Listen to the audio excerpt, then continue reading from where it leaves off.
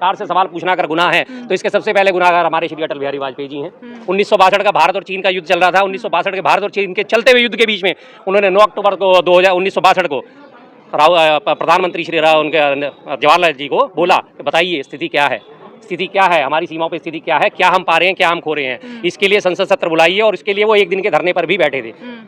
जवाहर जी ने उनको करा रिकॉग्नाइज, बुलाया, संसद सत्र बुलाया। हम उनकी सारी बात पे यकीन करते हैं, हम 100% उनकी सारी बात पे यकीन करते हैं कि प्रधानमंत्री मोदी सर्वाधिक विश्व के झूठे इंसान हैं। अच्छा, इस बात में हम उनकी यकीन करते हैं। ये बात उनकी सर्वाधिक सच है कि विश्व के सर्वाधिक झूठे प्रधानमंत्री का तमगा हमारे प्रधानमंत्री जी के हासिल है। आपसे सीधा सवाल पूछती हूँ कि देश के प्रधानमंत्री की रगों में तो खून नहीं बहता है, गर्म सिंदूर बहता है, आपकी रगों में क्या बहता है? नहीं, मेरी रगों में तो ए पॉजिटिव है जी। अच्छा। और तमाम लोगों की रगों में ए पॉजिटिव, बी पॉजिटिव या ए बी या फिर ओ, यही 4 हैं। इसके अलावा तो 5वां कोई है नहीं। लेकिन हमारे महामानव, अवतरित महामानव जिनको कहा जाता है, मैं खुद ही अपने मुंह से, मैं तो बायोलॉजिकल ही नहीं हूँ, वो बायोलॉजिकल नहीं है, वो लॉजिकल भी नहीं है। कैसी कैसी बातें करती हैं जी, गर्म सिंदूर बह रहा है। उनकी बात सुन के वहाँ पे ना पुरानी दिल्ली के किराना व्यापारियों ने लाखों रुपए के सिंदूर के ऑर्डर दे दिए कि अब खून की तो बात जरूरत पड़ेगी नहीं, अब तो हमारा सिंदूर ही बिकेगा। अब उनका सारा माल लटका पड़ा है बॉर्डर पे, यार सिंदूर हमारा बिक नहीं रहा। ब्लड बैंक तो वैसे के वैसे ही काम कर रहे हैं, ये क्या हुआ? इसका मतलब प्रधानमंत्री झूठ बोल रहे हैं, अब बेचारे अपना माथा पीट रहे हैं। ये क्या करा हमने, इतना लाखों रुपए का सिंदूर का ऑर्डर दे दिया। ब्लड बैंक वालों पे एकदम से खतरा मंडरा गया था, हमारे ब्लड बैंक अब तो बंद होने शुरू हो जाएंगे। ये तो सिंदूर बह रहा है लोगों की रगों में, प्रधानमंत्री की रगों में। और प्रधानमंत्री तो झूठ बोलते ही नहीं है ना, उनका तो कहाना है, प्रधानमंत्री झूठ कभी नहीं बोलते। हर बात झूठी लगती है, आप लोग यकीन नहीं करते उनकी किसी बात? नहीं जी, हम उनकी सारी बात पे यकीन करते हैं, हम 100% उनकी सारी बात पे यकीन करते हैं कि प्रधानमंत्री मोदी सर्वाधिक विश्व के झूठे इंसान हैं। अच्छा, इस बात में हम उनकी यकीन करते हैं। ये बात उनकी सर्वाधिक सच है कि विश्व के सर्वाधिक झूठे प्रधानमंत्री का तमगा हमारे प्रधानमंत्री जी के हासिल है। इसके अलावा और कोई नहीं है ऐसा कि जिसके पास हम कह रहे हैं कि ऑपरेशन सिंदूर सफल रहा, ऑपरेशन सिंदूर के जरिए पाकिस्तान को सबक सिखाया। आप लोग कह रहे हैं पाकिस्तान खुशियां मना रहा है, वो जीत का जश्न मना रहा है। बिल्कुल मना रहा है जी। अब आप सबसे बड़ी इसको थोड़ा सा बैकग्राउंड में चलते हैं। आप इसके राजनीतिकरण की शुरुआत देखिए। 22 तारीख को पहलगाम में हमला होता है, किसी पीड़ित से नहीं मिले, किसी पीड़ित के परिवार से नहीं मिले, कहीं जाके किसी से कोई ऐसा नहीं सिस्टम शुरू करा कि मैं जाके किसी पीड़ित परिवार के लोगों से मिलूं, उन्हें ढांढस बनाऊं, सांत्वना दूं। लेकिन उन्होंने सबसे पहले जरूरी क्या समझा, 24 तारीख को बिहार में रैली, और रैली जाके उन्होंने आउट कर दी। उन्होंने किसी पीड़ित को, और तब से लेकर 22 से आज महीना हो चुका है और 1.25 महीना लगभग हो गया, अभी तक किसी से नहीं मिले जाके, किसी भी परिवार से मिले तो किससे? गुजरात गए हैं अपनी रैली करने, और रैली में जाके कर्नल सोफिया कुरैशी के परिवार वालों को वहाँ के डीएम का ऑर्डर जाता है कि आपको इनकी रैली में शामिल होना पड़ेगा, आपको इनके साथ आना पड़ेगा। होना पड़ेगा? हाँ जी, होना पड़ेगा। डीएम साहब जब कह रहे हैं वहाँ के, तो फिर वो क्या करें सर? एक जाहिर जी, कैसे आपको पता चला कि उनको बुलाया गया है कि फूल उनके आ गए सोशल मीडिया पे, उनके परिवारजनों के बयान आ चुके हैं। आप देखिए, परिवारजनों का बयान आ चुका है कि हमें डीएम साहब से फोन आया था कि आपको इसमें शामिल होना है। जाहिर सी बात है, फौजी लोग हैं, वो नहीं डरते किसी से। आपको पता है फौज हमारी किसी से नहीं। बीजेपी कह रही है कि अब घर घर सिंदूर भिजवाएंगे ऑपरेशन सिंदूर की सफलता के बाद। एक घर बहुत सालों से इंतजार कर रहे हैं, वहाँ भी भिजवा दीजिए साहब। अच्छा, एक घर बहुत सालों से इंतजार कर रहे हैं, वहाँ भी भिजवा दीजिए। बात बात पे पर्सनल हो जाता है। नहीं जी, मैंने कुछ कहा है? मैंने कुछ नहीं कहा जी। मैं तो सिर्फ यही बोला, एक घर बहुत सालों से इंतजार कर रहे हैं, वहाँ भी भिजवा दीजिए। बस मैंने तो एक ही बात बोली ना। कहते हैं पर उपदेश कुशल बहु तेरे, इसी बात से साबित हो जाता है कि दूसरों को उपदेश देना कितना आसान है, लेकिन अपने घर में। बस अब मैं ज्यादा नहीं बोलूंगा। प्रधानमंत्री हैं, गरिमा खत्म होती है, उन्हें तो ध्यान नहीं है, लेकिन हमें तो ध्यान रखना पड़ता है। राहुल गांधी, जब भी बीजेपी की ओर से कोई बयान आता है, राहुल गांधी तुरंत अपने 3 सवाल दाग देते हैं जी। उन सवालों पे क्या कहेंगे? जाहिर बात है, दागने चाहिए। लोकतांत्रिक व्यवस्था है, लोकतांत्रिक सिस्टम है, लोकतंत्र में सवाल पूछना ही सर्वोपरि है। लोकतंत्र में सवाल पूछे जाने चाहिए, तभी लोकतंत्र विकसित होता है।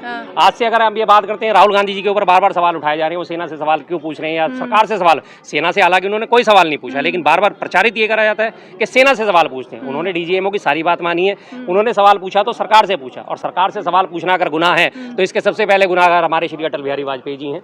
1962 का भारत और चीन का युद्ध चल रहा था। 1962 के भारत और चीन के चलते हुए युद्ध के बीच में उन्होंने 9 अक्टूबर को 1962 को प्रधानमंत्री श्री जवाहरलाल जी को बोला कि बताइए स्थिति क्या है, स्थिति क्या है, हमारी सीमाओं पे स्थिति क्या है, क्या हम पा रहे हैं, क्या हम खो रहे हैं। इसके लिए संसद सत्र बुलाइए, और इसके लिए वो एक दिन के धरने पर भी बैठे थे। जवाहर जी ने उनको करा रिकॉग्नाइज, बुलाया, संसद सत्र बुलाया, बताया। लेकिन अब तो सरकार में बीजेपी है, और बीजेपी की सरकार सवाल के बदले में उन्हें क्या देती है कि वो आसिम मुनीर से उनकी तुलना बिल्कुल बिल्कुल, इस सरकार की खासियत यही है। आप इससे सवाल पूछो, आप देशद्रोही है, मैं सवाल पूछूंगा मैं देशद्रोही, आप सवाल पूछिए आप देशद्रोही हैं। एक लोक गायिका जो हमारे यहाँ, आपको मैं बार बार उसके उदाहरण देता हूँ, उन्होंने बात करी पूछा सरकार से सवाल, उनको सीधा 400 से ऊपर FIR आज पूरे देश में उनके खिलाफ दर्ज है। एक हमारी बैंकर थी, उन्होंने एक छोटी सी वीडियो बना के सवाल जवाब करने की कोशिश करी, उनके ऊपर मुकदमा दर्ज करा दिया गया। एक अली शाह है, जिन्होंने एक पोस्ट ही तो डाली थी, उस पोस्ट में सेना के शौर्य का बात करी गई थी, सेना के शौर्य का महिमा मंडन करा गया था, लेकिन उन्होंने क्योंकि नाम अली शाह है इसलिए उनके ऊपर FIR दर्ज करा दी गई। सुप्रीम कोर्ट में जाती वो मामला ध्वस्त हुआ। तो सरकार से सवाल मत पूछिए, सरकार की सिर्फ तारीफ करे जाइए, सरकार की वाहवाही करे जाइए, चाहे सरकार कुछ भी करे जाए तो ठीक है। अगर आपने सरकार से सवाल पूछ लिया तो आप देशद्रोही हैं, घोषित देशद्रोही हैं। आप लोग भी यहाँ पे भारतीय सेना के सम्मान में सभाएं कर रहे हैं, कांग्रेस बीजेपी भी लगातार सभाएं कर रही है, उनकी भी लगातार रैलियां निकल रही हैं, सिंदूर यात्रा हो रहा है, कैसे अलग है? वो भी तो आखिर सेना के सम्मान में कर रहे हैं। देखिए जी, मैं बिल्कुल सेना के सम्मान में कर रहे हैं, लेकिन मैं आपसे एक निवेदन करना चाहूंगा। यहाँ ये मेरी बात खत्म होने के बाद आप एक बार अंदर हॉल में जाइएगा, पहली पंक्तियों में कितने हमने फौजी बुला के बैठा रखे हैं, जरा उनका देख लीजिए। और उनकी में रैलियों में, हजारों लोगों की रैलियों में कितने फौजी हैं। जो असल सेना को सम्मान देना है वो फौजियों को बुला के, यहाँ देखिए कितने मेडल सीने पे लगाए हुए हमारे पुराने रिटायर्ड फौजी बैठे हुए हैं। हमने उनको बुलाया, सबसे पहले अग्रिम पंक्तियों में उनको स्थान दिया है, हमने उनके लिए सम्मान की बात करी, हमने इसमें कोई राजनीति नहीं करी। लेकिन वो अपनी राजनीति कैसे कर रहे हैं? कर्नल सोफिया कुरैशी के परिवारजनों को बुला के उनसे स्टेज शेयर करवा के और अपने ऊपर फूल बरसवा के। ये पहले ऐसे प्रधानमंत्री जो सेना का श्रेय खुद लेके अपने ऊपर ही फूल बरसवा रहे हैं, हर जगह मैं हूँ। और अभी आपने पीछे उनका भाषण सुना गुजरात का, क्या उन्होंने बोला? मोदी की गोली खाओगे, मोदी ने ऐसा करा तो मोदी ऐसा कर देगा, मोदी ने खुली छूट दे दी, मोदी ने ऐसा कहा। अपने भाषण में ही आत्ममुग्ध प्रधानमंत्री 50 बार अपना नाम ले चुके, मोदी मोदी मोदी, मोदी ने ऐसा करा, मोदी गोली देगा, मोदी गोली के बदले गोला देगा, अगर रोटी खानी है तो चैन से खाओ, नहीं तो फिर मोदी गोली खिला देगा। अरे भैया अगर आप में इतनी ताकत है, इतनी आप में जान थी, तो आपने चलते ऑपरेशन को बीच में क्यों रोका? अच्छा खासा ऑपरेशन था, हम अच्छी खासी बढ़त पे थे, दुश्मन के गर्दन पे चढ़े हुए थे, उसकी छाती पे चढ़ के बैठे हुए थे, हम उसका टेटुआ दबा रहे थे। और एक हमारे ट्रम्प साहब बीच में आते हैं, लठगाड़ते हैं अपन और ट्वीट करते हैं मैंने सीज फायर करा दिया, अगर आपने मेरे साथ व्यापार करना है तो सीज फायर करो, वरना मैं आपको व्यापार बंद कर दूंगा। और उन्होंने व्यापार को प्राथमिकता दी। और शर्मा जी को तो खुश होना चाहिए ना कि इतने हमारे प्रधानमंत्री इतने काबिल हैं, 56 इंच का सीना है उनका, जो चाहे कर सकते हैं। जी, उनका 56 इंच का सीना है, लेकिन वो किसके लिए, इस बात को समझना बेहद जरूरी है। उनका 56 इंच का सीना है विपक्ष के लिए, उनका 56 इंच का सीना है। अगर आप उनसे सवाल करते हो तो वो 56 इंच का सीना करेंगे, मेरे से सवाल कैसे पूछ लिया? उनका 56 इंच का सीना कभी प्रेस के सामने आए हो? कभी प्रेस के 11 साल हो गए, एक बार भी प्रेस का सामना करा है 56 इंची सीने ने? कभी नहीं करा। एक बार भी ओपन प्रेस कॉन्फ्रेंस करी हो तो बताइए। प्रेस कॉन्फ्रेंस की कैसी होती है? साहब आप टॉनिक कौन सा लेते हैं, आप आम काट के खाते हैं कि चूस के खाते हैं, आप जेब में बटुआ रखते हैं या नहीं रखते हैं, ये उनकी प्रेस कॉन्फ्रेंस होती है। शर्मा जी 11 साल में 11 छोड़िए, एक तो अच्छा काम किया होगा ना? हाँ जी, एक अच्छा काम करा है इन 11 सालों में। आपने कहा एक अच्छा, मैं आपको बहुत सारे अच्छे काम याद दिलाऊंगा। सबसे पहले 2014 में सत्ता संभालते ही सबसे पहले हमारा जो देश था भुखमरी के सूचकांक में था 55वें नंबर पे, लेकिन मोदी जी की काउंटिंग जो ऐसी चलती है, उन्होंने कहा 55 नंबर क्या होता है? अरे 55 नहीं, दहाई में है, सैकड़ों में होना चाहिए। उन्होंने हमारे देश में काम कर करके हमारे आज भुखमरी सूचकांक में 111वें नंबर पे पहुंचा दिए। 111 की शगुन राशि होती है ना, शगुन राशि अक्सर कहा जाता है कि 101 या 111 या 121, तो उन्होंने इस चीज़ का ध्यान रखा। उसके बाद प्रेस फ्रीडम इंडेक्स में हमारा नंबर 67वां हुआ करता था। मोदी जी ने इतना काम करा, दिन रात काम करा कि 180 देशों के प्रेस फ्रीडम इंडेक्स में आज हमारा देश 163वें नंबर पे है। कितना शानदार काम करा मोदी जी ने। पिछले 67 सालों में सारे प्रधानमंत्री, सारी सरकारों ने मिलकर हमारे देश पे कर्जा मात्र था 55 लाख करोड़ रुपए। मोदी जी को संतुष्टि नहीं, अरे ये कुछ नहीं है भाई, 55 लाख करोड़ को आज उन्होंने 225 लाख करोड़ क्रॉस करा दिया। कितना शानदार काम करा मोदी जी ने। शर्मा जी चौथी बड़ी इकोनॉमी बनने जा रहे हैं, बिल्कुल जापान को पीछे छोड़ने वाले हैं। बिल्कुल सही कहा आपने। नीति आयोग ने तो छोड़ दिया था, लेकिन फिर बाद में पता चला कि नहीं अभी टाइम लगेगा, एक महीना और लगेगा। आज वो 12वें पेज में ना, अखबारों का 12वां पेज जो इकोनॉमिक्स के बारे में आता है, उसमें इतनी छोटी सी आर्टिकल आया जिसमें दिया गया है कि अभी ये अनुमान व्यक्त करा गया है कि इस साल के अंत तक हम पछाड़ के चौथी अर्थव्यवस्था बन जाएंगे। लेकिन उसके हाँ जी, लेकिन उससे पहले IMF ने बोला ना कि संभावना व्यक्त करी, डिक्लेरेशन नहीं हुई है। पहली चीज, चलो संभावना व्यक्त कर दी आपने, डिक्लेरेशन भी कर दी, मैं मान लेता हूँ जी, लेकिन उस चौथी अर्थव्यवस्था का हम क्या करें जब आज हमारे देश में 140 करोड़ लोगों में से 81.5 करोड़ लोगों को तो 5-5 किलो राशन पे पाला जा रहा है। क्या करें हम उस अर्थव्यवस्था का? क्या करें हम उस अर्थव्यवस्था का जो यूपी में बलिया में एक महिला का प्रसव जो है फर्श पे कराया जा रहा है, उसे बेड तक अवेलेबल नहीं है। क्या करें हम उस अर्थव्यवस्था का? तमाम लोग आज कोटा में हमारे बच्चे जो हैं पढ़ाई लिखाई कर रहे हैं, अपनी जब नौकरी की तैयारी करते हैं और वो जब पेपर दे के आते हैं उन्हें उसके बाद उन्हें पता चलता है उनका नंबर नहीं आया। कोटा में आज राजस्थान का कोटा जो है हब के तौर पे मशहूर हो चुका है, एजुकेशन हब के तौर पे।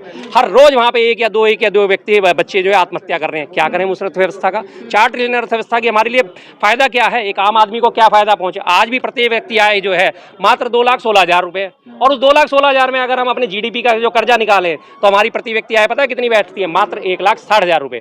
यानी कि हमारे हाथ में कितना मिला है, कुल मिला के हमारे हाथ में आते हैं सिर्फ 66,000 रुपए, सिर्फ 66,000 रुपए हमारी अगर हम नेट इनकम मानी जाए तो। क्या करें उस चौथी अर्थव्यवस्था का? विकास करने के बाद भी हार नहीं मार रहे हैं भाजपा के नेता, धाकड़ नेता है भाजपा में। हाँ ये बात है, बेशर्मी में उनका कोई मुकाबला नहीं है जी। बेशर्मी में वो माउंट एवरेस्ट की तरह, चट्टान की तरह अकड़े खड़े हैं, हमें कोई पार नहीं कर सकता वो। हाँ धाकड़ नेता है बिल्कुल, हाँ वो धाकड़ धाकड़, सही बात है जी, धाकड़ नेता है, तो यही कहना चाहिए। हालांकि देखिए महिलाओं के सम्मान की बात होती है, महिलाएं इंटरव्यू ले रही हैं, तो मैं उस चीज़ को नहीं उठाना चाहता था, सीधी सी बात है, शर्मिंदगी महसूस होती है इन सब चीज़ों को। शर्मिंदगी को छोड़िए, लेकिन लोग जो गद्दारी कर रहे हैं देश में जी, उनके बारे में क्या कहना चाहेंगे? क्योंकि पहलगाम हमले के बाद लगातार जासूस पकड़े जा रहे हैं भारत में, क्या कहना चाहेंगे? जासूसों का कनेक्शन किससे निकल रहा है सर, ये भी तो पूरी करो बात। आप बताइए किससे? सारे के सारे बीजेपी। डीआरडीओ में कौन पकड़ा गया था? प्रदीप करोलकर। किससे निकले संबंध उसके? उसकी 4 वीडियो के संबंध आरएसएस से निकले।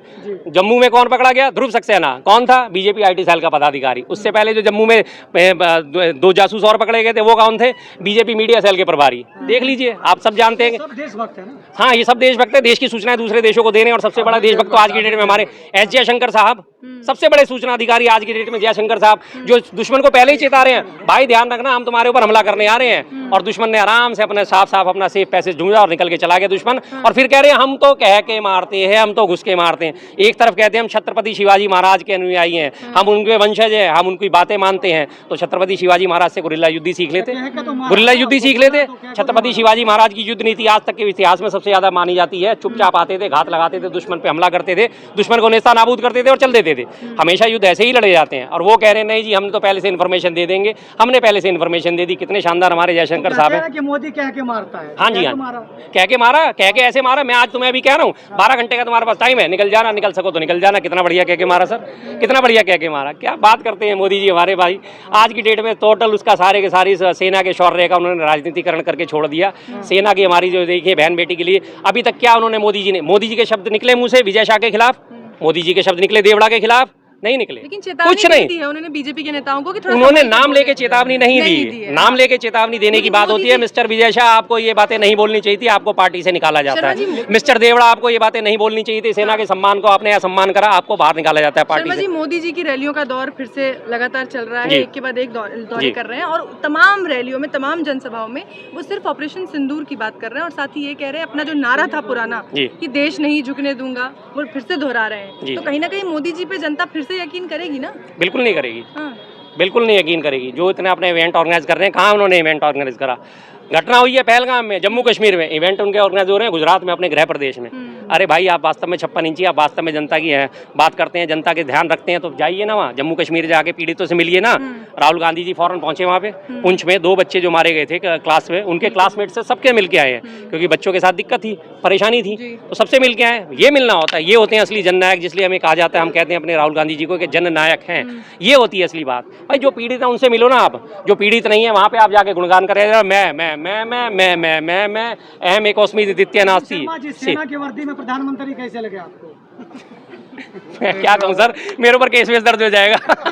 सेना की वर्दी में लेकिन सेना की वर्दी का साफ अपमान है ये। सेना की वर्दी के प्रोटोकॉल के हिसाब से कोई भी सिविलियन सेना की वर्दी नहीं पहन सकता, पहली चीज। ये प्रोटोकॉल का साफ अपमान है, पहली चीज। दूसरी चीज, आज से पहले हमारे पास ये इस बार की छठी वो थी जो ये हादसा हुआ है हमारे साथ, जो इस बार जो हमारे पाकिस्तान के साथ झड़प हुई है, ये छठी बार था। सबसे पहले 48 में हुआ, उसके बाद 1965 में हुआ, फिर 71 में हुआ, फिर 99 में हुआ, फिर 2019 में हुआ और अब 2025 में। आज से पहले कौन से प्रधानमंत्री ने पहनी सेना की ड्रेस? किसी ने नहीं पहनी। आज से पहले हमारी प्रधानमंत्री श्रीमती इंदिरा गांधी जी थी, उन्होंने तो पाकिस्तान के 2 टुकड़े कर दिए थे, 13 दिन में पाकिस्तान की 13वीं कर दी थी। क्या उन्होंने कोई भी कमांडो के ड्रेस में पहन के अपनी फोटो खिंचाई? क्या उन्होंने अपने कई जगह जगह होर्डिंग लगाए थे? या उन्होंने कहा था मैं इंदिरा, मैं इंदिरा, मैं इंदिरा, कहा था उन्होंने? भाई एक बड़ी पुरानी वो है, हमारे कबीर जी का दोहा है, बड़े बड़ाई ना करें, बड़े ना बोले बोल, रहीमन हीरा कब कहे, लाख टका मेरा मोल। लेकिन ये तो अपने आप को हीरा समझाने की कोशिश कर रहे हैं, एक कांच का टुकड़ा। तो जरूरत किसको पड़ती है सब चीज़ें कहने की? मैं ही मैं हूँ। अगर आप में काबिलियत है, दुनिया आपकी अपने आप तारीफ करेगी, दुनिया आपको पूजेगी। अगर आप में काबिलियत नहीं है तो आप जितना मर्जी ढोल बजाते रहो, मैं हूँ, मैं हूँ, मैं हूँ, मैं हूँ, आपके ढोल फटते ही नजर आएंगे। सर, बीजेपी वाले घर घर सिंदूर लेकर पहुंचने वाले हो गया भैया, सवाल हो गया, आप लेट आए। अच्छा, कोई बात नहीं सर, उससे क्या फर्क पड़ता है? लोगों के पास सिंदूर जिन्हें लगाना होता है उनके घर में मौजूद है। आपको फिर से, अगर आप देर से आए तो एक बार और कह देता हूँ, एक घर बहुत सालों से इंतजार कर रहा है, वहाँ पहुँच जाए तो सबसे बेहतर होगा। तो कहाँ किसको आप कह रहे हैं? सब समझ जाएंगे लोग सर, समझाने की जरूरत नहीं है।